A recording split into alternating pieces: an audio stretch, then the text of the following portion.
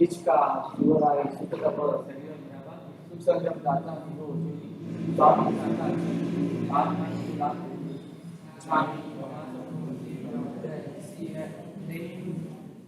Chakar, Pisa, the Raja Kamyo, Chum.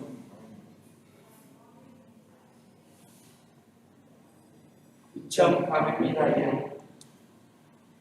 Dan dikira betul-betul betul mana ini agar kita bisa bersemangat untuk baca umat di sini belum bahaya masih dalam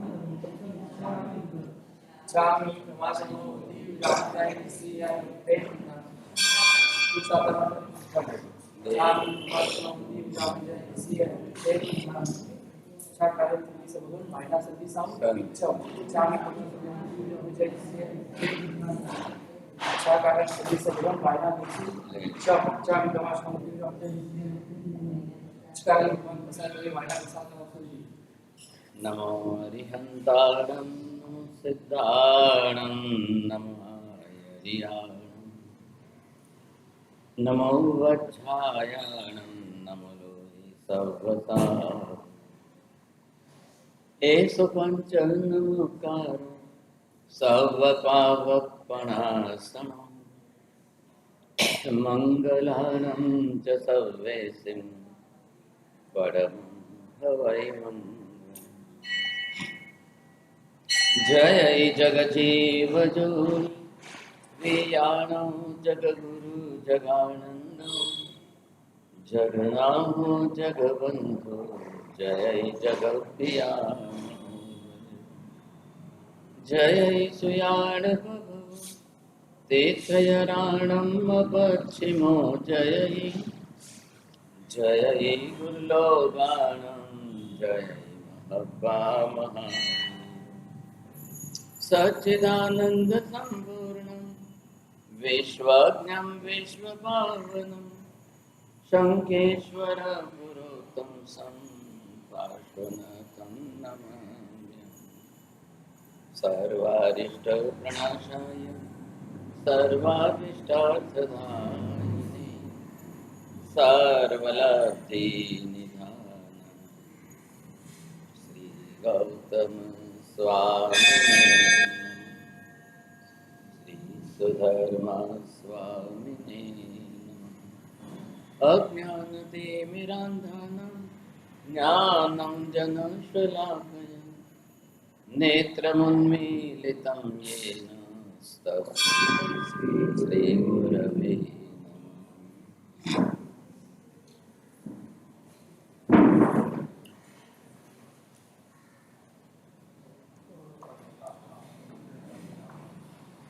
Kakak અહીંયા બેઠા સમજાવો એમની બાજુમાં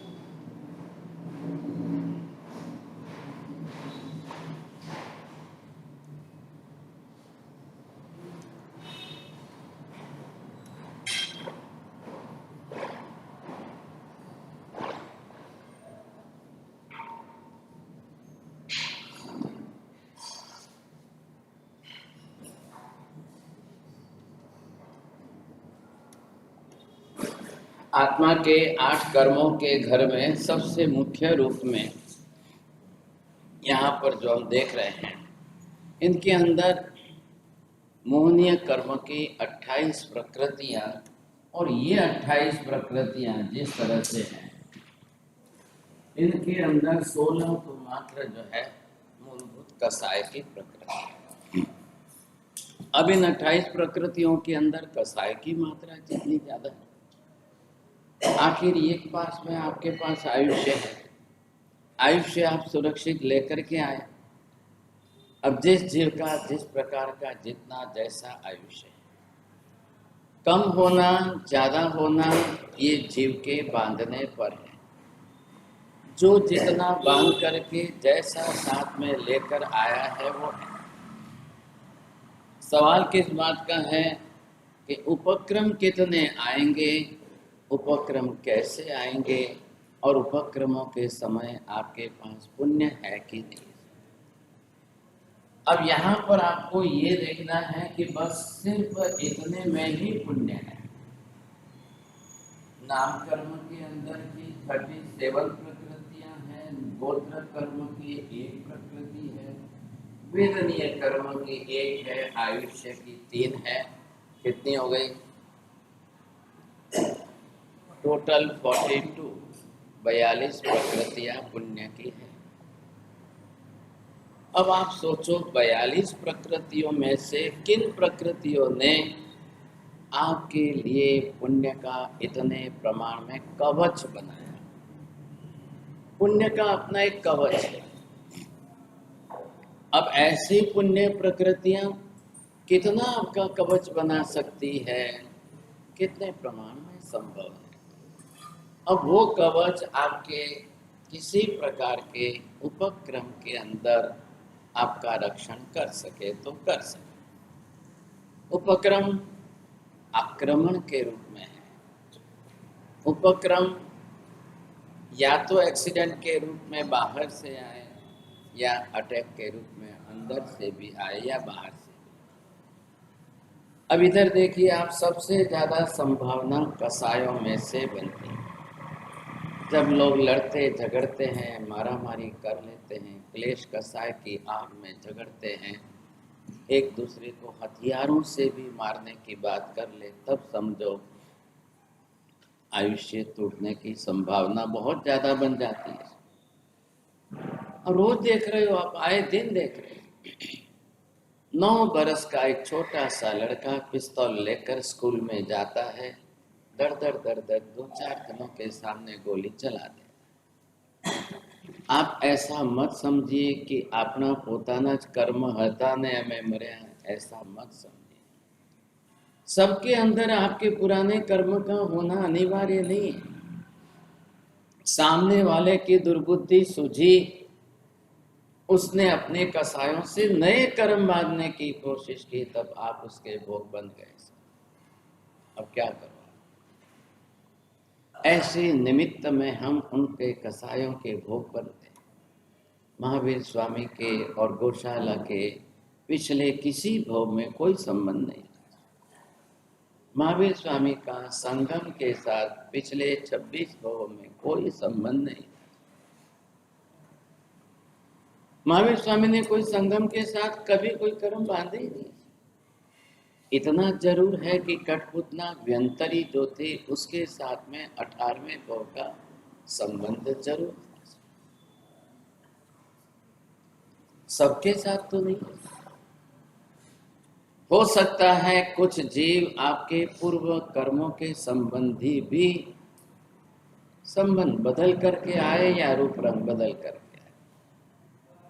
आज के जो रागी है कल द्वेषी बन के आएंगे, आज के जो द्वेषी है शायद कल रागी बन करके आ गए।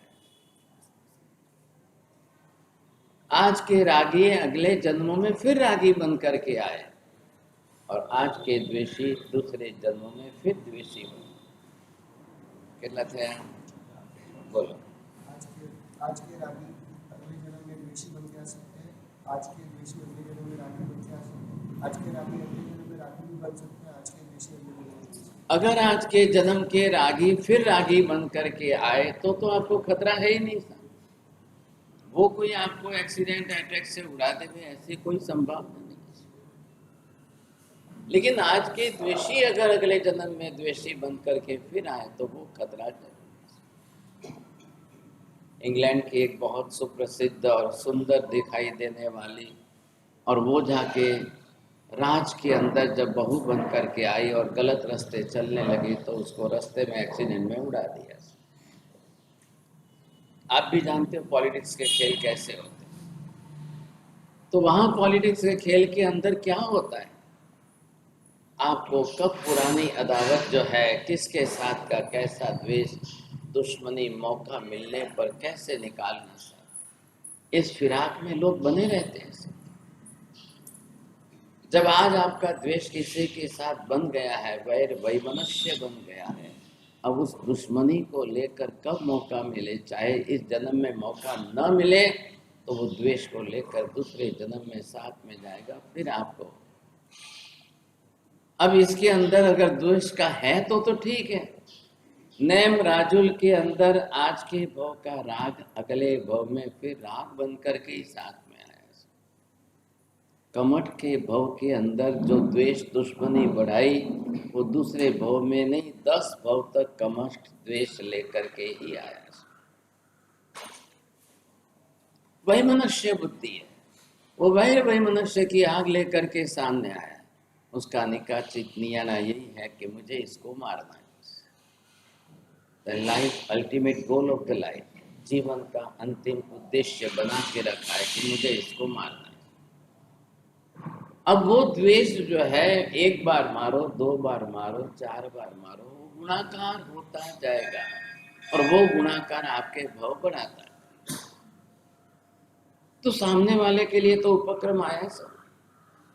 एक तो मारना होता है, थप्पड़ मारना होता है, एक मारना होता है जान से मारना होता है। लेकिन जान से मारने वाले के पीछे पहले प्राथमिक कक्षा में धीरे धीरे थप्पड़ मार करके ही आगे बढ़ेंगे, तब द्वेष की मात्रा गुणाकार होकर के बढ़ती जाएगी, तब आएगी। ऐसी स्थिति में आप क्या करेंगे? अब किसको अनायासी आपके प्रति द्वेष जगाना है तो क्या करेगा? आखिर नियम क्या है? कोई भी कर्म बिना राग द्वेष के बनता ही नहीं है। पुत्रादन सूत्र के 33वें अध्ययन में यही बात स्पष्ट की, रागो य दोषो वियकम अभियम कम्मम च मोह पवम वय। महावीर कह रहे हैं, हे गौतम, राग અને દ્વેષ આ બે જ કર્મના મૂળ બીજ છે। જેમ બીજ વગર ઝાડ નથી થતું, એમ રાગ દ્વેષ વગર કર્મનું ઝાડ પણ ક્યારેય નથી। बस अब सवाल किस बात का है कि आपने राग कम किया कि द्वेष कम किया, द्वेष ज्यादा किया कि राग कम किया, किसका जीवन कैसा चल रहा है। कई बार राग भी आपके लिए मृत्यु का कारक निमित्त बन सकता है। जब राग आपके लिए मृत्यु का कारणीभूत निमित्त बनेगा, वो इमोशनल लेवल पर आएगा।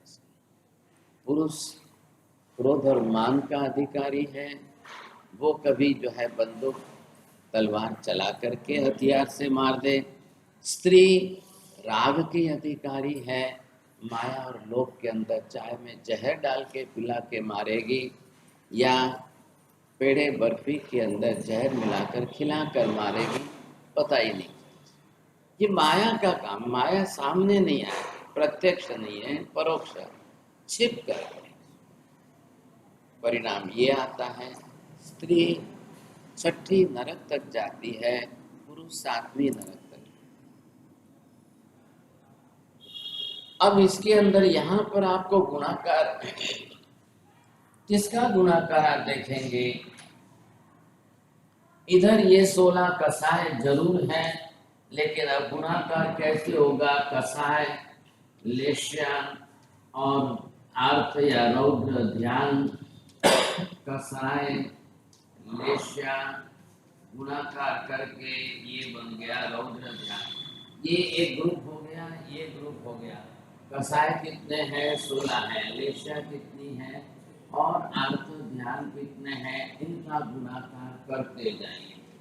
ये जो है आपके लिए जिस प्रकार से कर्म बंध का कारण बने, संसार में समस्त जीवों के लिए है, सब जीवों के विषय की बात है। बस फर्क कितना है अर्थ रौद्र ध्यान में। अर्थ ध्यान चिंता कारक, रौद्र ध्यान हिंसक वृत्ति का है। अर्थ ध्यान में जब काम नहीं हुआ तो रौद्र ध्यान के अंदर मारना, कूटना, पीटना, मारने से भी, मार करके भी काम कैसे निकाल लो, अब ये उसकी वृत्ति बनी रहे, तो वो नहीं छोड़ेगा, उसकी वृत्ति उसी प्रकार की है। अब क्या करो साहब, अर्थ ध्यान में आपकी तिर्यंच गति होगी, रौद्र ध्यान में नरक गति। अर्थ ध्यान में टाइम लिमिट आपकी 50% कम रहेगी, रौद्र ध्यान के अंदर कसाय की मात्रा के साथ हिंसक वृत्ति बनने से अब वो नरक गति के लंबे काल के कर्म बांधेगा। ये फर्क है। अब संसार के अंदर 100 में से सभी जो है 90% अर्थ ध्यान में चलते हैं, लेकिन जब जरूर पड़ती है तो रौद्र ध्यान का उपयोग कर लेते हैं। भगवान महावीर ने आपको श्रावक धर्म दे करके 12 व्रतधारी बनाए, तो 12 व्रतधारी के अंदर प्राणातिपात का विरमण व्रत लेकर के 2 इंद्रिय, 3 इंद्रिय, 4 इंद्रिय, 5 इंद्रिय जीवों की हिंसा का त्याग करने का पचकाण करें। 1 इंद्रिय जीवों की हिंसा में जयना का पालन करके बचने के भाव रखिए। 1 इंद्रिय जीवों की विराधना के सिवाय संसार नहीं चल सकता है, रसोई घर नहीं चल सकती है, वहाँ प्राणातिपात के साथ में पृथ्वी काय, अब काय, देव काय, वायु काय, वनस्पति काय की हिंसा अनिवार्य। अब अनिवार्य है तो परसेंटेज घटाओ, अनंत काय की हिंसा का त्याग करो तो प्रत्येक में आ गए। प्रत्येक में आने से अनंत की हिंसा का प्रमाण घटने से अब आपके पास लिमिटेड हिंसा है। 1 इंद्रिय की जयना है, 1 इंद्रिय में कितने पचकान कर सकते हो आप? बचना है तो पहले व्रत के पहले सम्यक दर्शन अनिवार्य था, आपको सम्यक दर्शन दे दिया, आप प्राप्त कर लिए। इससे आप समझ गए जीव कौन, कैसा, कितने हैं। मैं भी जीव हूँ, वो भी जीव है, ये भी जीव है, मैं भी जीव। मेरे इतने बड़े शरीर में संख्या में मैं एक अकेला हूँ, उनके अंदर 1 आलू प्याज में शरीर छोटा है, जीवों की संख्या अनंत। तो सम्यक दर्शन ने क्या किया है, તમારે जीव मानवा थी मतलब छे, संख्या ओછી વધતી थी मतलब नहीं। जीव की सत्ता अस्तित्व मानने से सम्यक दर्शन है। शरीर छोटा हो या बड़ा हो, छोटे शरीर में ज्यादा जीव हो, बड़े शरीर में कम हो, इससे कोई मतलब नहीं। ये किसके आधार पर है? 7 लाख का जो गणित है उसमें 14 लाख साधारण वनस्पति है, 10 लाख प्रत्येक। जिन जीवों ने जाकर के अपना शरीर बनाया है, अब उसके कर्म की प्रकृति है कि वो साधारण में गया, वैसा शरीर बनाया। वो प्रत्येक में आया तो उसने टमाटर का या मैंगो का या आपको साग सब्जी का शरीर बनाया। एलोवेरा 3 फुट 4 फीट लंबी है, अनंत जीव। एक एलोवेरा की पत्ती के जितने अनंत जीव है उतने ही लहसुन गाजर मूला में। कैक्टस का पेड़ होता है कांटे वाला, राजस्थानी थोर बोलते हो, तो उसके अंदर अनंत काय है, पूरे में अनंत जीव। अब आप एक टुकड़ा इतना लो तो भी अनंत जीव है, तो पूरे पेड़ के अंदर की ब्रांचेस कितनी हो गई? अनंत। अब ये कैक्टस की 20 जातियां हैं। हाथियों थोर केवाय छे, डालियों थोर केवाय छे, और उसके ऊपर कांटे भी लगते हैं। सब प्रकार जीव अनंत है। एलोवेरा आपको दिखता है लेकिन जीव अनंत है। अब आज की तारीख में जब अनंत काय के अंदर उत्पन्न ही इतने हो रहे हैं, तो प्रत्येक वनस्पति काय से लाखों गुनी ज्यादा जो है साधारण वनस्पति काय का ही उपयोग होना है। भिंडी, तुरई और दूधी खाने वाले जो है उनकी संख्या 10% है। आलू, प्याज, लहसुन, गाजर, मूला, शकरकंद खाने वालों की संख्या 90। मांसाहार करने वालों की संख्या 90% है। शाकाहार करने वालों की संख्या 10% मुश्किल से, जिनको आप 100% प्योर वेजिटेरियन कह सको ऐसे। आप गणित करिए, समझे। वर्तमान काल में पूरी दुनिया के करीब 198 देशों में 200 देशों के अंदर 50 देश तो इस्लामिक कंट्री है। Openly they have declared that we are the Islamic country, either Iran हो कि फिर टर्की हो कि पाकिस्तान हो कि बांग्लादेश, भले छोटे छोटे देश, लेकिन पूरी दुनिया के अंदर 740 करोड़ की आबादी में 180 करोड़ मुसलमान, 255 करोड़ के ऊपर क्रिश्चियन है। अब 740 करोड़ में हिंदू तो 100 करोड़ है, और जैन कितने हैं? अब आप सोच लो, समझे, तो किसकी संख्या बड़ी साहब? इतनी बड़ी 99% की संख्या किसकी? इधर एक तरफ मांसाहार, तो मांसाहार आया तो पंचेंद्रिय जीव के हिंसा है। दूसरी तरफ अनंत काय आए तो वहां पर एक साथ में साधारण वनस्पति में अनंत जीवों की हिंसा बनी है। चलो आप ना कहोगे तो मांसाहारी छोड़ करके जैनों को तो शुद्ध शाकाहारी कह सकते हो, लेकिन जैनों के अंदर अनंत काय की हिंसा करने वाले के परसेंटेज और अनंत काय का संपूर्ण त्याग करने वाले के परसेंटेज का हिसाब करो, फिर आंकड़ा कितना आएगा? सर्वथा अनंत काय का त्याग करने वाले के परसेंटेज 10-20% मुश्किल से 10-20%। अब जो लोग उपयोग करते हैं, महिलाएं जो है एलोवेरा का कॉस्मेटिक यूज जो करती है, लेकिन उनको मालूम नहीं है कि ये अनंत काय है। साहब चाले समझ नहीं, कॉस्मेटिक यूज नहीं करेंगे तो कैसे चलेगा? आपको सुनकर हैरानी होगी, दुनिया भर के कॉस्मेटिक्स के अंदर से 70 to 80% cosmetics are made by the animal products. आप सर्च करके देख लो। सिर के बाल धोने का शैम्पू भी बिना अंडे के बनना संभव ही नहीं है, नॉट पॉसिबल है।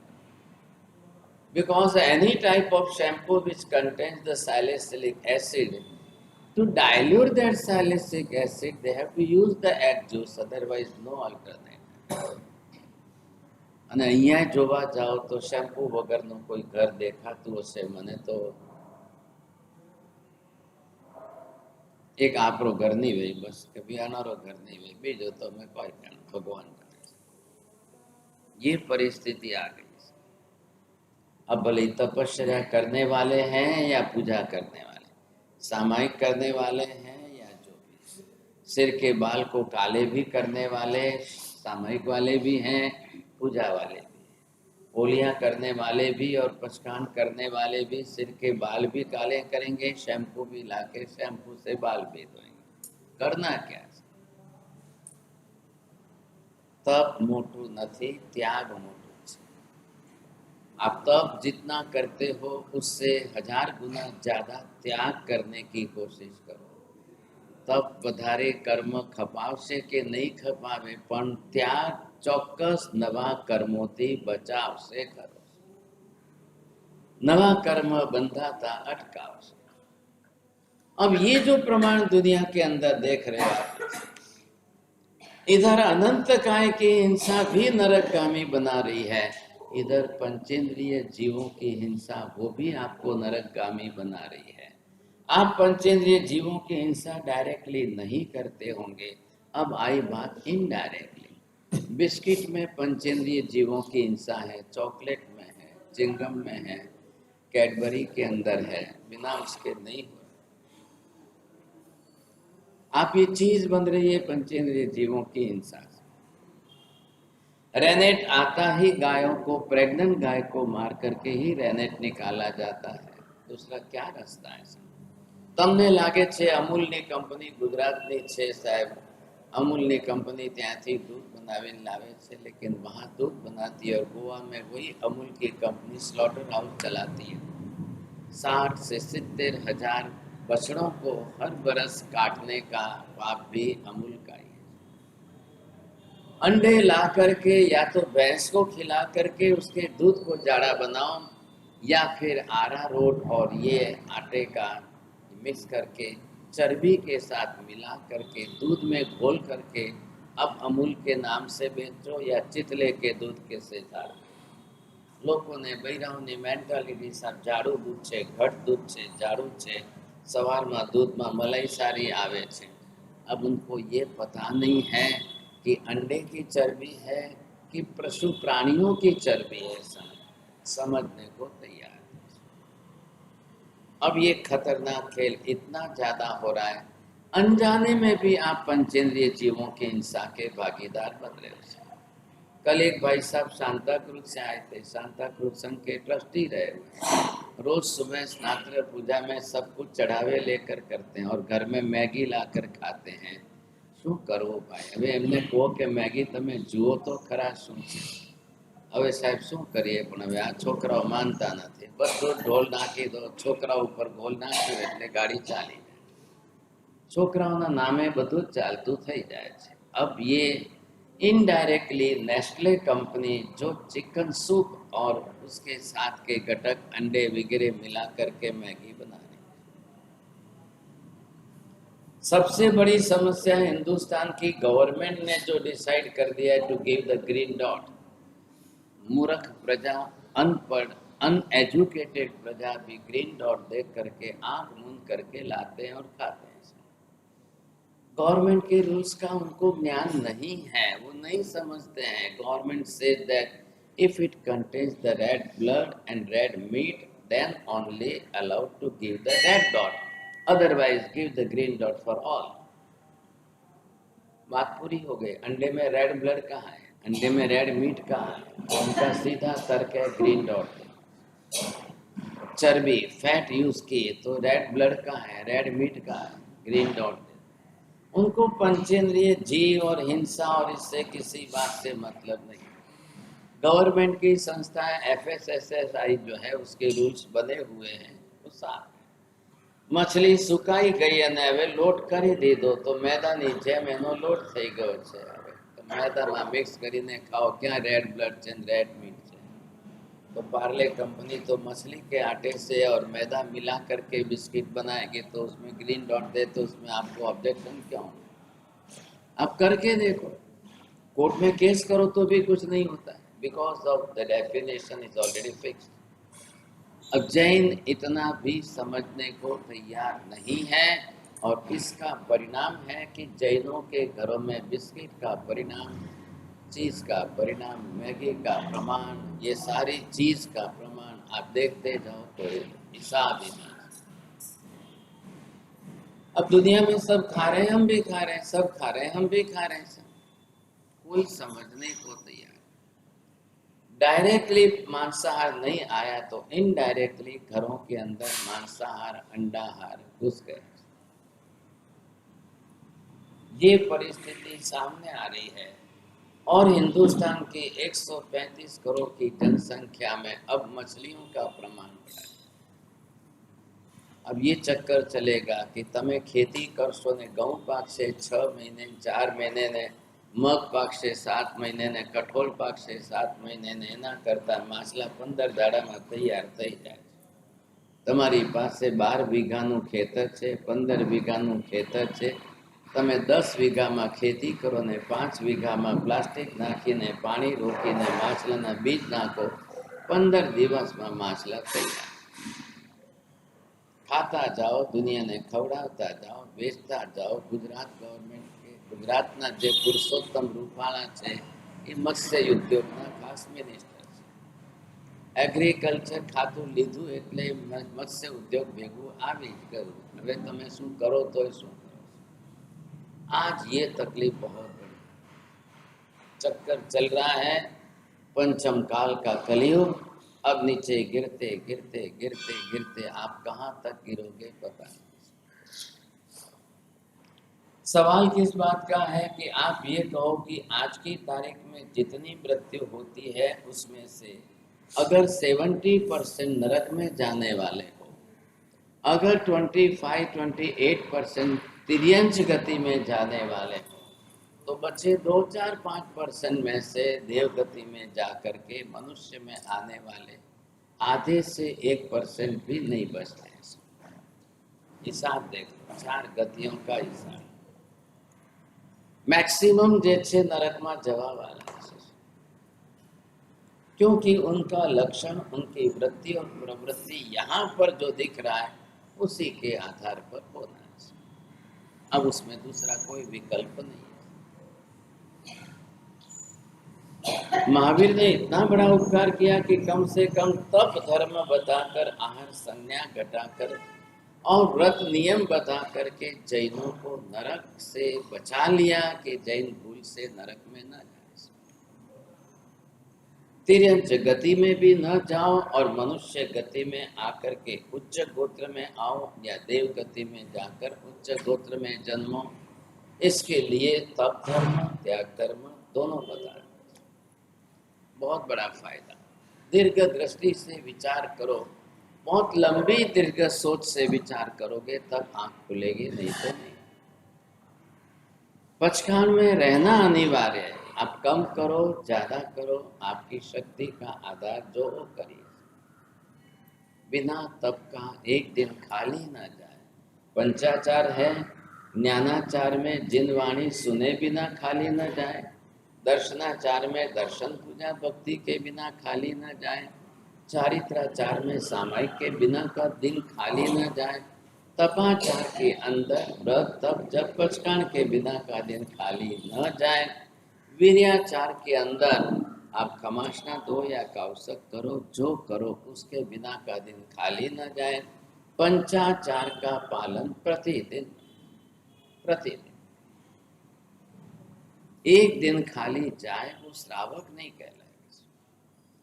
साधु के जीवन में तो अनिवार्य हो गया, लेकिन भगवान ने ऐसी व्यवस्था करके इन 5 आचारों को एक दूसरे के साथ जोड़कर गूंथ करके ऐसा दिया गया है, अब आप इसको छोड़ ही नहीं सकते. नियमित रूप से रोज पंचाचार की आराधना, बस यही धर्म है. तो पर्यूषण आएंगे तो 10 गुनी ज्यादा करो. सवाल तो यही है. होना ये चाहिए, लेकिन अब नहीं करो तो क्या हो. आयुष्य तो लेकर के आई हैं, अब कहाँ सुरक्षित किससे रखना है. आपको यहाँ से अगर ये ज्ञानावरणीय कर्म है, अब इसमें आपके ये मति ज्ञान और यहाँ पर ये श्रुत ज्ञान. अब श्रुत ने आपको क्या कर दी, बुद्धि आपको बना कर दे दी. मति ज्ञान ने मेमोरी आपको दी. इधर देखिए अब होता क्या है कि यहाँ से कसाय की बातें भी आकर के ये आपकी मेमोरी में जब सेट हो जाती है, अब किसी न किसी के प्रति गांठ बन जाती है. अब कसाय यहाँ पर है, लेकिन वो मेमोरी में आपने सेट कर लिया है. आने जो तो मने काल चढ़े छे, आने जो छू तो मने गुस्सो आवे छे, आने जो तो मने आम थाय छे. अब ये लोगों ने अपनी अपनी तरफ से ऐसी धारणा बना दी कि अब कसाय जो है वो मेमोरी में सेट हो गया. राग द्वेष मेमोरी में सेट हो गया. आज का कलयुग अब ये आ गया, नई शादी करने जाओ तो सामने वाली कन्या पूछती है कि घर में डोसा डोसी तो नहीं ने भाई. પહેલા એમ કહો સમજાય એટલે ભાઈ પણ ઘરમાં ડોસા ડોસી એ તો બાપ દાદા છે, કેમ ન હોવા જોઈએ? ના કે મારે નથી કરવા, હું આખી જિંદગી કે એમનું જ વહેતરું કરતી રહું છું। क्या बात कर, जहाँ एक बड़ीलों की सेवा को धर्म माना गया, आज ये मानसिकता आ गई कि नहीं જોઈએ જોઈએ જોઈએ थी तो माँ बाप ने क्या नाखवाना है सुना, ना के जुदू घर लो। अब बम्बई के अंदर करोड़ों का गणित बैठता हो, वहां कहाँ है? आज ऐसी परिस्थितियों के अंदर कई लड़कियां 30-32 के खड़ी है, देख लो, घर घर जाकर देखो। अब ये परिस्थिति दिन प्रतिदिन बिगड़ती जा रही है। पैसे को प्राधान्यता, आचार विचार संस्कार की गौणता, सेवा धर्म भी छूट जा रहा है। अब ये कसाय जब आपके अंदर गांठ बंद करके रहेगा तो कल ये कसाय आपको यहाँ पर आकर के अटैक करके कब आपके इस आयुष्य के सिलेंडर को तोड़ने का धक्का लगा। अब इधर आपका अशाता वेदनीय कर्म तीव्र है, या तो ये कैंसर हो गया, ये हार्ट डिजीज आ गया, ये आपको किडनी के रोग हो गए सामने। अब ये आगे धक्का लगा करके इधर से कोई आयुष्य को तोड़ने का, જેને આપણે સાદી ભાષામાં કહીએ જીવલેણ રોગ છે। હવે જીવલેણ એટલે શું? જીવ લઈને જ જાય। તમે હવે બસ બસ કેન્સર થયો એટલે સમજી જ લેવાનું છે, હવે જવાનું છે, હવે ગયા તમે। પહેલા તો એમ જ કહેતા કેન્સર એટલે કેન્સર ल, ખ્યાલ આएगा, अब वो मरना ही। 100 बरस का आयुष्य और 30 बरस में कैंसर हुआ, 100 बरस का आयुष्य और 28 बरस में 32 बरस में अटैक आया। अब ये सब क्या लक्षण है? ये मृत्यु के चिन्ह है। मृत्यु आवीने दरवाजा ऊपर जरा ढोल वगाड़ी जाए छे, भाई सावधान, अभी पहली बार अटैक आया है, अभी पहली बार ही, बस समझते जाओ। एक बार आपका जो है ब्लड प्रेशर 120 के ऊपर गया कि डॉक्टर आपको ब्लड प्रेशर की गोली पकड़ा दे, અને ગોલી પકડાવશે ત્યારે ચોખ્ખું કહેશે કે આખી જિંદગી હવે છોડવાની નહીં, ગોલી खाता रहो, खाता रहो। आपके शरीर को जरूर है कि नहीं है? कंपनी वालों को जरूर है, डॉक्टर को जरूर है, सबको। एक बार आपको कोलेस्ट्रॉल बढ़ गया तो डॉक्टर कह दे कि હવે સફોલા તેલ વાપરો, હવે બીજું તેલ નહીં વાપરતા। હવે કેમ ભાઈ, તમારે ડોક્ટરને સફોલાને શું લેવા દેવા શું છે? પણ वो सफोला कंपनी वाले एक बार डॉक्टर को वो जो है स्विट्जरलैंड की टूर करा दे तो फिर बाद में उनको प्रेशर है कि તમે રોજ બધાને એક જ કહેવાનું કે સફોલા જ વાપરો। अब क्या पागलपन है ऐसा? आप तमिलनाडु में जाओ तो सफोला का नाम नहीं लेते, वहाँ तिल का तेल खाओ। तमिलनाडु में चेन्नई के कार्डियोलॉजिस्ट नारायण रंजन जो है तो वो बरोबर कहेगा कि तिल का तेल आप ज्यादा खाओ। सवाल तेल का नहीं है, तेल के गुणधर्मों का है, और तेल के गुणधर्म रिफाइनिंग प्रोसेस में नष्ट कर दिए जाते हैं। હવે તેલ લો ત્યારે તમે હાથ લગાડીને જો કોઈ ચિકાસ જ ન લાગતી હોય તો સમજવું કે એકલું કેમિકલનું ઝેર છે, બીજું કંઈ નહીં। और ऐसे रिफाइंड ऑयल खाने के कारण आपको एसिडिटी, घुटने का दर्द ये हमेशा बना रहेगा, नहीं मिटेगा, किसी हालत में नहीं मिटेगा। और रिफाइनिंग प्रोसेस के अंदर जब तेल को रिफाइन किया जाता है, सल्फ्यूरिक एसिड है, हाइड्रोजन पेरोक्साइड है, अब ऐसे सल्फर है, ऐसे गंधक रसायन जो 7 प्रकार के रसायन से एक बार रिफाइन करे तो 1 टाइम रिफाइन कहलाए। अब वही 7 को डबल करके 12, 13, 14 केमिकल से यूज करके किया जाए तो डबल रिफाइन। કેટલા બૈરાઓને ગતાગમ છે જરા પૂછી આપ, તમારા ઘરે આજે જઈને ડબ્બા ઉપર જોજો કે ડબલ રિફાઇન લખ્યું છે કે ટ્રિપલ રિફાઇન। ના અમારી બાજુમાં મીલાબેન રહે છે ને, એમને હમણાં ટ્રિપલ રિફાઇન લાવ્યો, એટલે હવે મીનાબેનનું જોઈને ઈલાબેન પણ જશે કે આપણે પણ ટ્રિપલ રિફાઇન લાવો. હવે કઈ છે ગતાગમ છે, કઈ લેવા દેવા નથી. मीनाबेन लाव्યું એટલે આપણે લાવવાનું, વાત नहीं है. महिलाओं के अंदर 90% आप देखोगे अक्ल का उपयोग कितना होता है और नकल का उपयोग कितना होता है. आप जઈને જોજો તો ખરા. બોરીવલી જાઓ તોય અને વાલકેશ્વર જાઓ તોય डबल ग्रेजुएट हसे तो पण અને सिंगल ग्रेजुएट हसे तो पण.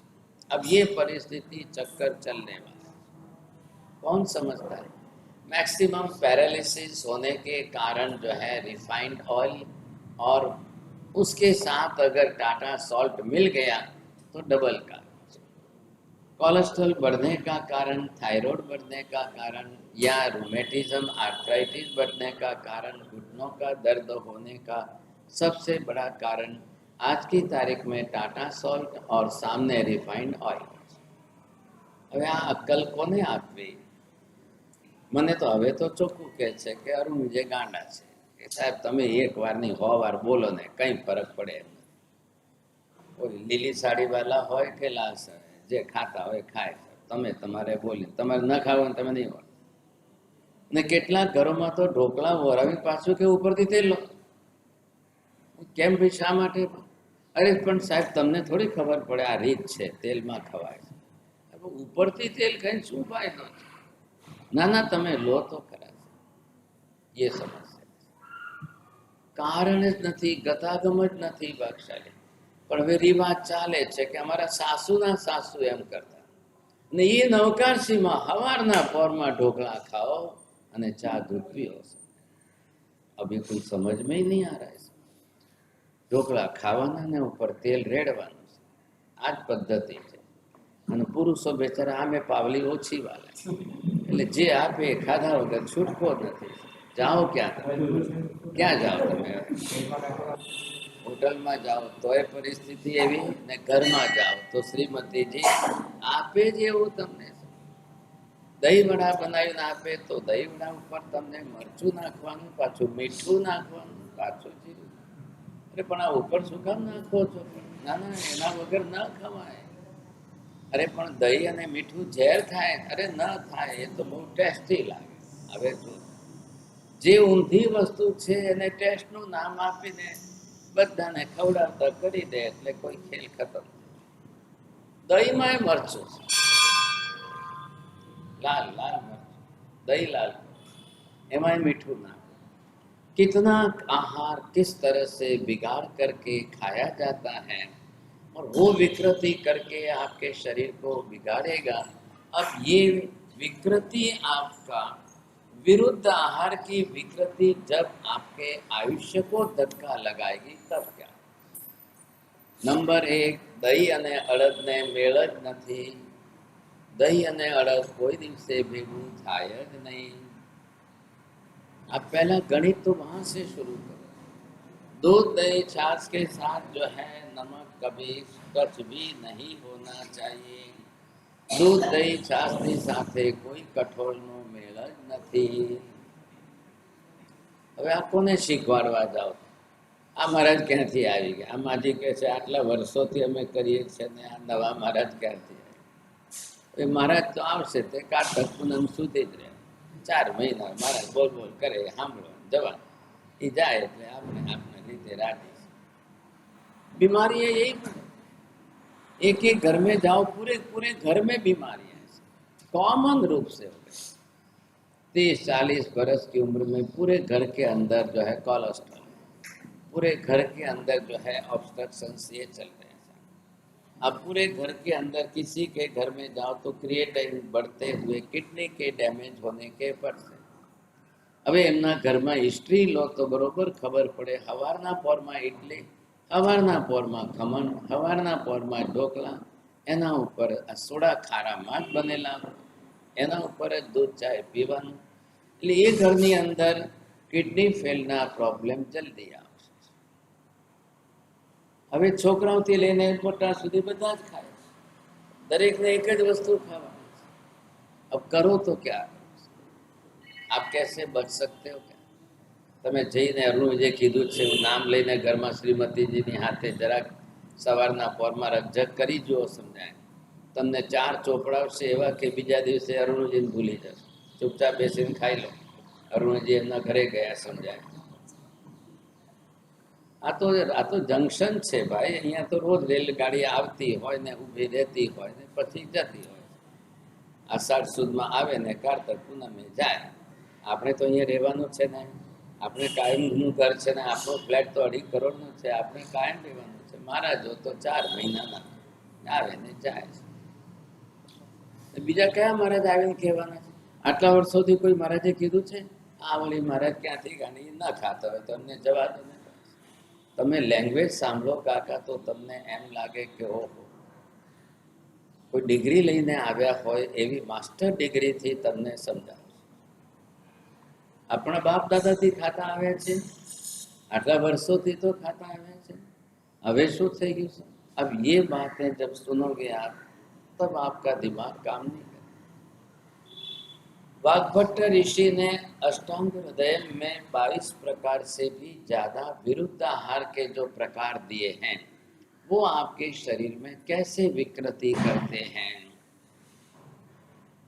वो आपकी वाक्पक्त और कफ की प्रकृति कैसे बिगाड़ते हैं, अल्टीमेट आकर के आयुष्य के चारों तरफ कैसे धक्का लगा. हम ये शब्द प्रयोग करें, आयुष्य के सिलेंडर को धक्का लगाना. शास्त्र की भाषा में शब्द है उपक्रम और आपके अंग्रेजी में एक्सीडेंट या अटैक. अब आप तो नहीं समझते हो, लेकिन हार्ट अटैक ही समझते थे अभी तक. अभी नया चल रहा है ब्रेन स्ट्रोक चल रहा है. हार्ट अटैक तो चलो 60-70 के बाद किसी को आएगा. तो ब्रेन स्ट्रोक जो है वो 28, 30, 40 के बीच में खेलने कूदने वाले को आ रहा है. ये परिस्थिति है. वो खेलते कूदते अच्छा है, आपको लग रहा है हेल्दी है, लेकिन खाने में पिज्जा, पास्ता और बर्गर है, ब्रेड बटर और ये चल रहा है साहब. तो फिर कहाँ से काम करें? परिणाम क्या आ रहा है? अब ब्रेन को डेड करके स्ट्रोक लाओ कि हार्ट को बंद करके धक्का लगाओ. आखिर तो आयुष्य ही टूटा है. अल्टीमेटली मुख्य रूप से तो आयुष्य ही टूटा है. अब करो तो क्या करो, बचो तो कैसे बचो? किंतु भाई आखी सोसायटी में पूछी आवजो, तेल वगरना थेपला કેટલા જણ કરે છે? તમારા મિसेज ने पूछજો, ખ્યાલ આવ્યો? વગર તેલના થેપલા. એટલે હવારમાં તેલમાં, સાંજે પણ તેલમાં. થેપલા કરો તો એને પોતૈયા કરો તો. હવે આ કરવું તો શું કરવું છે? અને તેલ તો ઘરમાં અમારે તો સાસુ હતા ત્યારથી સાહેબ આજે 60 વર્ષથી સિંગનું તેલ જ વપરાય, મગફળીનું તેલ. અમને ન ભાવે એ બધું સરસી વરસી બધું, એવું બધું બહુ વાસ આવે સાહેબ. એવું બધું ખવાતું હશે કઈ? આ બધા સોફિસ્ટિકેટેડ છે. अब इनकी ये अक्ल नहीं है कि जिस तेल के अंदर ओरिजिनल वास आएगी वो ही असली तेल है. જેમાં સરસ્યું હોય ને સરસ્યુંની વાસ આવે તો જ અસલી સમજવાનું. અને એ વાસ એ પ્રૂવ કરે છે કે it contains the high percentage of calcium. તલનું તેલ હોય તો તલની વાસ વ્યવસ્થિત આવવી જોઈએ. અને વાસ તમારી ભાષામાં છે પણ સુગંધ છે, because it contains the high percentage of calcium. अब आ अक्कल लावी क्या? ये कंपनी वालों ने ये निकाल करके उसको ऐसा रिफाइंड केमिकल प्रोसेस से कर दिया कि हमें वास ने ईज हाचो तेल ईज खवाय. ये वास वगरનું ખવાય. હવે એ વાસ વગરનું ઝેર થઈ ગયું. એ તમે એમના તમારા ઘરના ડબ્બામાંથી 1 ચમચી સિંગદાણાનું તેલ લઈને કોઈ લેબોરેટરીમાં ટેસ્ટ કરવા આપો તો પેલા ચોખ્ખું કહેશે કે આ ઝેર છે, સલ્ફ્યુરિક એસિડ છે, આ ખવાય જ નહીં, ઝેર છે. પરંતુ એ ડબલ ખવાય છે. નાખો હવારમાં ફરી ખમણ ઢોકળા ઉપર તેલ. હવે શું કરો? अगर आप सरसों तेल खाने लग जाओ तो घर घर के अंदर ये घुटने की तकलीफ आज मिट जाए. वगर दवाए जे 3 લાખનો ખર્ચો કરીને ની રિપ્લેસમેન્ટ કરાવો એની જગ્યાએ સરસોનું તેલ દેશી ઘાણીનું आज घर घर में खाने लग जाओ तो आपकी बीमारी ऐसे। अष्टांग हृदय में ये लिख रहे हैं, वाग्भट ऋषि लिख रहे हैं, जब घुटनों को लुब्रिकेशन नहीं मिल रहा है तो उसको ऑयल का लुब्रिकेशन कंपल्सरी। बस खाने का तरीका आपको आना चाहिए। આવી રીતે ઉપરથી ઢોકળા ઉપર નાખીને ખાધું તો નુકસાન થશે। अब आपको दोनों तरीके से या तो ऊपर मालिश करो और अंदर पेट में लेकर के जाओ तो काम हो गया। अब ये तरीका अगर नहीं आया और गलत यूज किया तो फिर बीमारी बढ़ेगी। तो ये जो सबसे ज्यादा उपक्रम लाने वाला कोई कारणीभूत निमित्त है तो अशांता वेदनीय कर्म। इधर से बाहर से इमोशनल लेवल का आएगा तो वो कसाय मोहनीय कर्म है। कसाय मोहनीय के साथ अशुभ लेश्या कृष्ण लेश्या घुल गई, रौद्र ध्यान के परिणाम आ गए तो मरने मारने की बात। 1 रुपए के लिए कोई किसी को मार सकता है, 5 पैसे के लिए कोई किसी की हत्या कर सकता है। दुनिया के अंदर, बम्बई के अंदर तो सुपारी जने कहवाय छे, एक भाषा है, लैंग्वेज। अब किसी को मारने के लिए किसी को सुपारी दी जाती है। अब आप समझ जाते हो यहाँ की अंडरवर्ल्ड के लैंग्वेज के अंदर कोड वर्ड है इसमें, तो वो इस प्रकार की लैंग्वेज का उपयोग करेंगे। अब वहाँ क्या है, पुरानी अदालत। अच्छे अच्छे पॉलिटिशियन लोगों ने ऐसे लोगों को अपने घरेलू कुत्ते की तरह से पाल के रखे। ये तरीका है। એટલે ઘણી વખત આ પોલિટિશિયનો તમને ઉપરથી સોફિસ્ટિકેટેડ મિનિસ્ટર દેખાતા હશે, અંદર ખાને નરકમાં જવાની વૃત્તિ વાળા। अब आप किसी का नाम देने से कोई मतलब नहीं, पॉलिटिक्स का फील्ड ही ऐसा है। पंचेंद्रिय मनुष्य की हिंसा करना उनके लिए જેને રમતવાદ કહેવાય છે, ઘરના માકડને મારો અને જીવતા માણસને મારો, બેમાં કંઈ ફરક નથી લાગતો, એવા માણસો પોલિટિક્સમાં જાય છે। कृष्ण लेश्या होनी चाहिए, अनंतानुबंधी कसाय होने चाहिए और रौद्र ध्यान की वृत्ति होनी चाहिए। अब ये गुणाकार आप करोगे तब आपको पता चलेगा। 6 लेश्या है, शुभ लेश्या बहुत कम आएगी लेकिन अशुभ लेश्या ज्यादा रहेगी और 16 प्रकार के कसाय रहेंगे।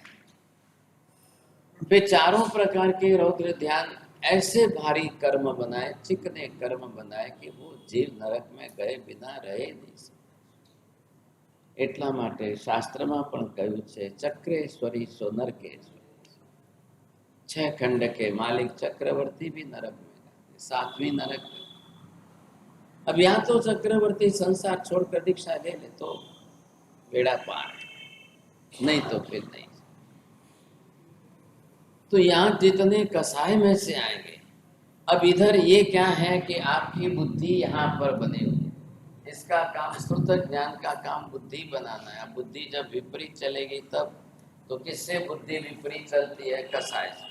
अब वो भी यहाँ से आकर के अटैक करे तो वो भी आपके आयुष्य को तोड़े। ये मेमोरी में मति ज्ञान में किसी ने गांठ बांध के रखी है, वो भी आकर के आपके आयुष्य को तोड़े।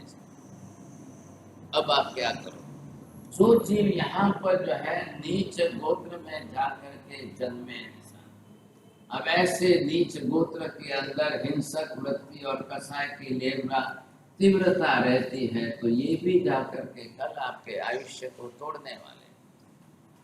તમારી हाई सोसाइटी ना झगड़ा में 2 गाल बोलीने उभा રહેશો, आप धारावी में जाकर उनकी लैंग्वेज सुनो तो 2 गाली के बिना उनका सेंटेंस नहीं होता है। ये नरकगामी जीव की पहला लक्षण है कि जिसकी जबान के ऊपर अपशब्द का प्रमाण ज्यादा है, हिंसक वृत्ति के शब्द ज्यादा है, आप समझ लो जीव नरक का। हमारे यहाँ पर हम उच्च गोत्र के अंदर आते हैं तो उच्च गोत्र के अंदर सबसे पहले आपको ऊंचे संस्कार दिए। एक बार भी बेटा मुंह से अपशब्द बोले तो माँ 10 थप्पड़ लगाए कि नहीं, अपशब्द क्यों बोला, किसी को गंदी गाली क्यों दी आपने, किसी को माँ बाप के नाम की गंदी गाली क्यों देनी चाहिए। वहां सीधा हिसाब होगा। उच्च गोत्र में और नीच गोत्र में संस्कारों का अंतर आसमान जमीन का। जब संस्कारों का अंतर है तो आहार का अंतर भी आसमान जमीन। ये आप पहले समझ लीजिए। अब दोनों वृत्ति आपको स्पष्ट कर दी है। इधर नाम कर्म की प्रकृतियां हैं, ये तो शरीर बनाने वाली है, इनका काम नहीं है। लेकिन यहाँ अंतराय कर्म के अंदर भी दानांतराय, लाभांतराय, भोगांतराय, ત્યારે ભારે અંતરાય કર્મ આવી જાય ને એક દાણો માણસને 3 દિવસ સુધી ખાવા ન મળે તો શું કરે છે? પેટનો ભૂખ્યો માણસ મગજનો કસાય લાવ્યા વગર રહે નહીં।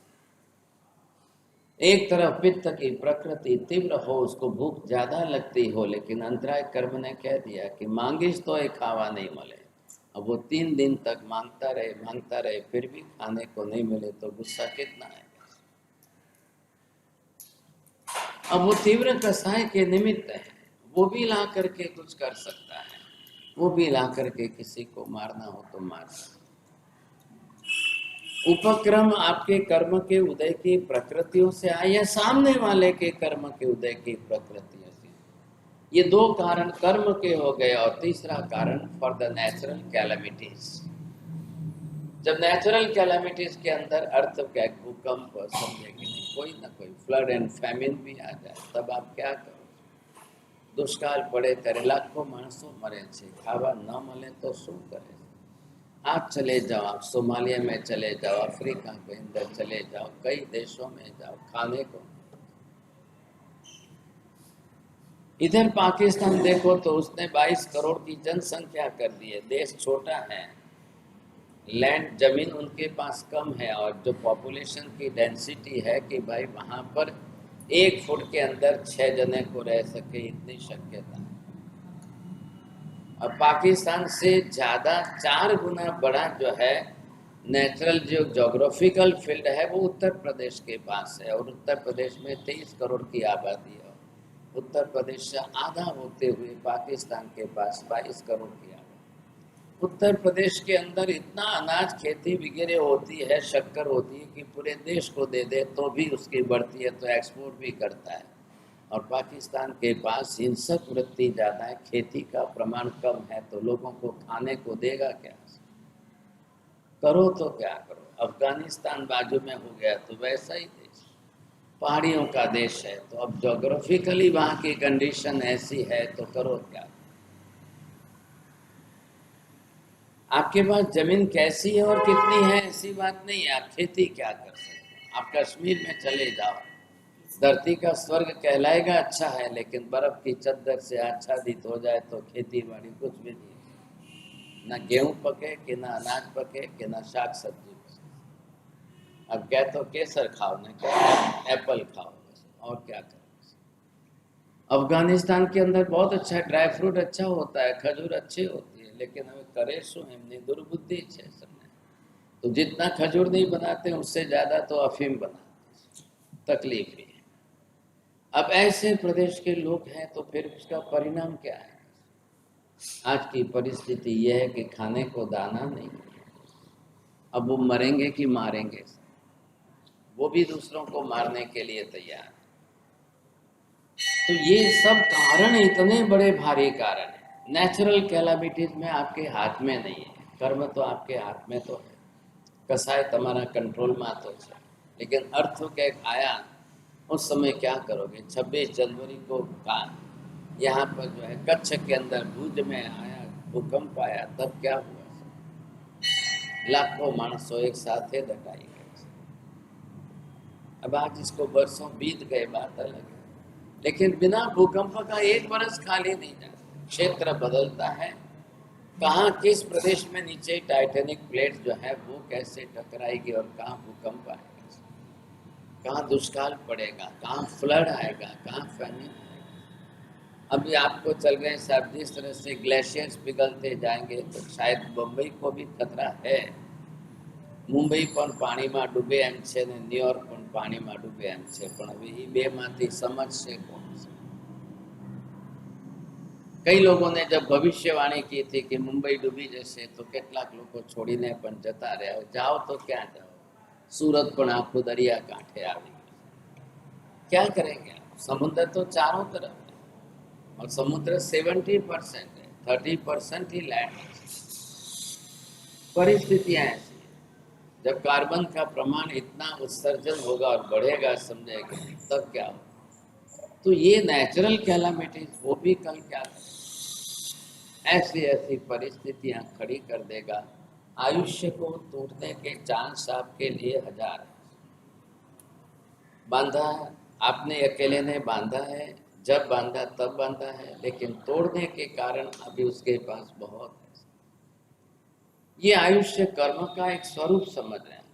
होवा छताय जीवी न सको, સત્તામાં આયુષ્ય સોનું પડી હોવા છતાંય તમે પૂરેપૂરું આયુષ્ય ભોગવી ના શકો અને કાં ભોગવો તો પેરાલિસિસમાં પથારી પડીને 10 વર્ષ જીવી રહ્યા છે।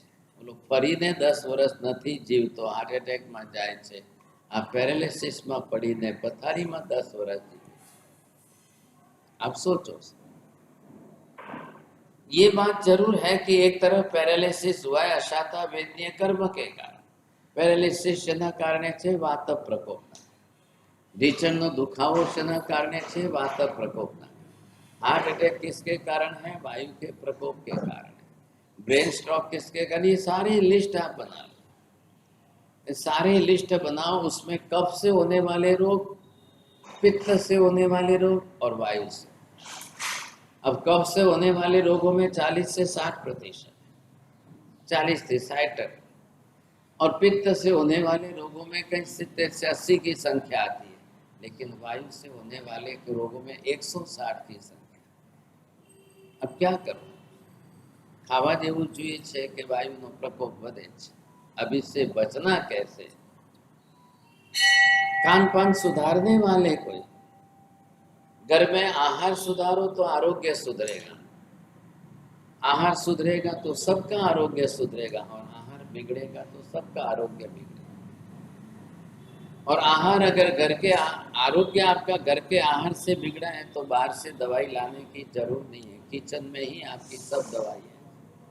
बस सिर्फ उसका हाउ टू यूज, उपयोग सही ढंग से कैसे हो, इतना कर लो तो बहुत बड़ा काम। सामान्य चीज है लेकिन लोगों को उपयोग करता आना चाहिए। अब इन बातों को समझ करके आप चलिए तो अपने आरोग्य को सुरक्षित रख सकते हैं। आरोग्य काले बक्षालियो ચોમાસી 14 છે અને 4 મહિના જોતા પૂરા થઈ રહ્યા છે અને ચોમાસી 14ની આપણી આરાધના વિશેષ થવી જોઈએ। જેમને પણ સંવત્સરીનું પ્રતિક્રમણ કર્યું હોય એમને ચોમાસી પ્રતિક્રમણ કરવું જરૂરી છે। કાકા સવારે 5:30 વાગે પ્રતિક્રમણ કરીને 6:30 વાગે તમે ઔષધ લઈ શકો।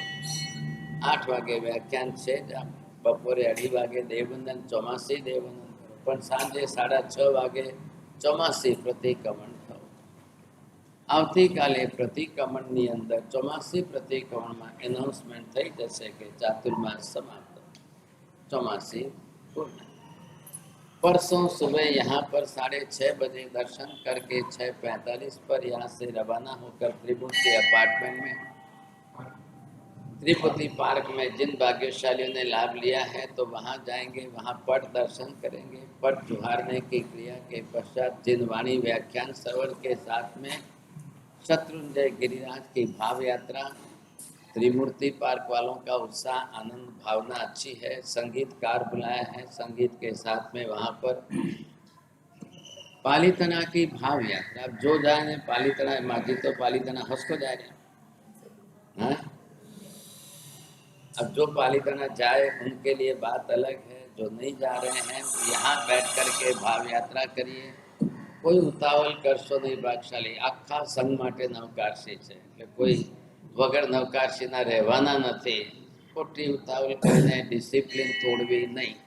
આપણે તો સર્વ મંગળ પહેલા ઉઠવું નહીં એવો નિયમ રાખીએ તો સારું। જો કે ત્રિમૂર્તિ પાર્ક વાળા 2-4 વોલેન્ટિયર્સ બૈરાઓમાંથી ઊભા રાખશે કે જે ઊભા થાય એમને હાથ પકડીને બેસાડી કે હજી જરા મગ થઈ રહ્યા છે, પૂરી તલાઈ રહી છે, કોઈ ઊભા ન થાય એવા ત્યાં જે છે થોડાક अब ये भागशाली डिसिप्लिन का समय तो जरूर है। 3 बातें हम कल करने वाले हैं कि एक तो पालीताना के तीर्थ भूमि पर कितने महात्मा किस तारीख को किस तिथि को कब मोक्ष में गए। नंबर 2, आपको ये समझना है चातुर्मास के पूर्णा होते साधु जीवन की दिनचर्या। तीसरे नंबर पर हेमचंद्राचार्य कलिकाल सर्वज्ञ महात्मा का जन्म, इधर भाव यात्रा, इधर व्याख्यान, इधर जिन वाणी के अंदर आपको साथ में पालीताना के इतिहास की सब तिथियों के अंदर कब कितने मोक्ष में गए वो कॉपी पेन हाथे लेने जा रहे, आप लिखेंगे तो ही फायदा होगा। साथ साथ में आपको चैत्यवंदन के साथ स्तुति स्तवना जो है तो वो भी वहाँ पर ही आप सब कर सकेंगे। इन्होंने सब व्यवस्था की है, लेकिन सुबह यहाँ से चलेंगे तब आपको लगेगा कि हाँ भाई पालीताना ने दिशा में यात्रा करवा जाइए। ये कार्यक्रम 1 दिन का है, सिर्फ आपको पूनम का है। फिर वापस आयुष्य कर्म का व्याख्यान एकम से હવે છે ત્યાં સુધી થોડા દિવસ સુધી તો પછીની વાત પછી છે ભાગશાली। सिर्फ थोड़े दिन का सवाल है, रस रुचि होए तो नियमित पदार्थ।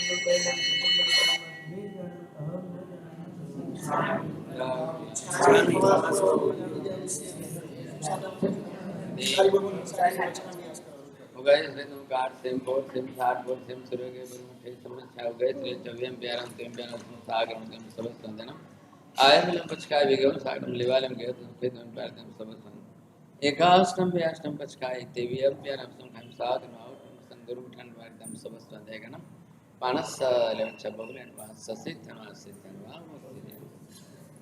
सर्वमंगल मांगल्यम सर्वकल्याणकारणम प्रधानम सर्वधर्माणां जैनम जयति शासन।